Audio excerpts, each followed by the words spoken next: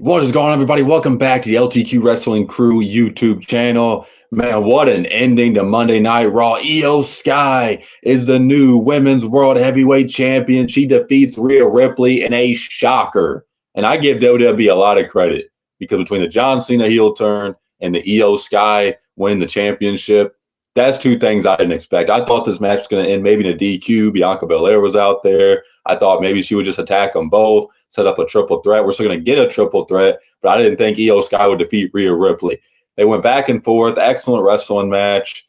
Both exchanged really good combinations and reversals, and the match ends up ending with Rhea Ripley going outside the ring. She pushes Bianca Belair. Looked like Belair was cheering Iyo Sky on when she was trying to beat the 10 count back in the ring. And Bianca Belair said, I'm just going to watch the match. You go finish it. She did put her hands on Rhea Ripley, which I thought should be an automatic DQ, but WWE with their own logic sometimes. What can you do? She goes for a riptide from the top rope. Iyo Sky reverses it into a Hurricane Rana, hits her moonsault. 1, 2, 3. Every fan in that building, and I'm sure 90% of the fans watching at home, were in shock. I mean, they were just sitting down like, oh, that can't be it, right? And she won. Rhea Ripley let her emotions get the best of her. She pretty much pulled a Drew McIntyre, not as bad, but she was worrying about her opponent at WrestleMania instead of worrying about her opponent in the ring. I think that adds more to the story. And Iyo Sky pulls off a shocking victory. Good for her. Iyo Sky is fantastic. She showed out in this match, so did Rhea Ripley. And just an amazing way to end this show. This was a solid Raw, a lot of good matches. The Punk promo, which I'll get into to end the video, was excellent as well. But man, I didn't expect Iyo Sky to win this. This sets up a triple threat: Bianca Belair, Rhea Ripley, Iyo Sky at WrestleMania. I am curious now who was going to win that match at WrestleMania. Is Iyo Sky going to have a long title reign? Rhea Ripley, I don't really see her winning the title back. Could be wrong. Or do they put the title on Bianca Belair and let her have a world title reign again? We'll have to see. This is a very intriguing triple threat match now between these three women.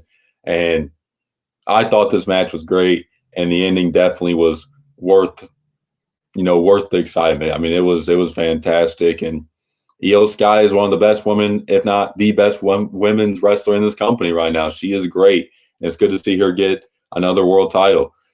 So some of the other stuff that happened on this show: Otis against Gunther, and this was a fun match. Went back and forth, and Otis had a big reaction throughout the match. The crowd was really into Otis. They usually are. It's just WWE just will not pull the trigger and do much with Otis. I don't know why, but hey, those are questions we don't have the answers to. He goes for the sleeper on Otis after the match. Tozawa ends up trying to make the save. He gets put in the sleeper, and out comes Jey Uso. And Jey Uso hits a spear. Gunther retreats. He's holding up the championship. And then A-Town down under, Austin Theory and Grayson Waller attack him. They don't really do too much. He takes them both out like they're nothing. And then Gunther gets back in the ring, puts Jey in the sleeper hold, and Nighty Night Jey Uso as he goes to sleep, and Gunther stands tall to a bunch of boos.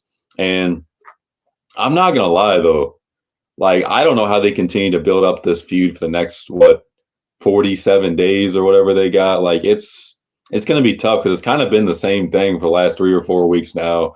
Gunther talks his smack, says Jey is undeserving, or he beats up somebody. Jey comes out, makes the save, and then he does a promo talking about how everybody's saying he doesn't deserve it. It's just been kind of rinse and repeat. And I hope they kind of switch it up a little bit because they got a long time before WrestleMania.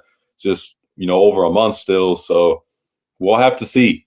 I mean, other than that, I think, this is going to be a good match at WrestleMania. Gunther's been looking great. I do like how Gunther always lets his opponents get a lot of offense against him, and they look great against him. Otis and Tozawa both had great matches against Gunther, so it just shows, how good of a wrestler he is. He's able to, make his opponents look great, not look weak in the process, and they cooked in this match.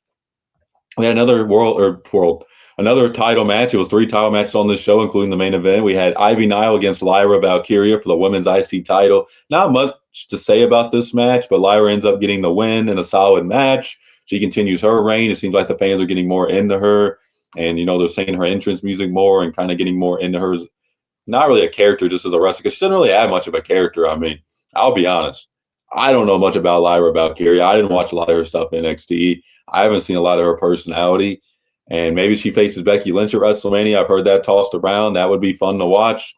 We'll have to see, though. But solid match between these two women. Ludwig Kaiser cut a promo pretty much talking about how he got the win last week. And how he's the guy everybody wants to see, and he's better than Penta. Penta came out there, beat him up, and that was it. Not really too much happened in this segment. But it's good to see Ludwig Kaiser get more TV time. He's great. I like Ludwig Kaiser a lot. We'll have to see how long Penta's solo run continues because, his brother, Ray Phoenix is now a free agent. Who knows when he'll show up? I heard he might even show up in time for WrestleMania. Maybe they set up a tag team match for that. We'll have to see. But Penta's had an incredible run so far, and hopefully it keeps going. We had a tag team title match.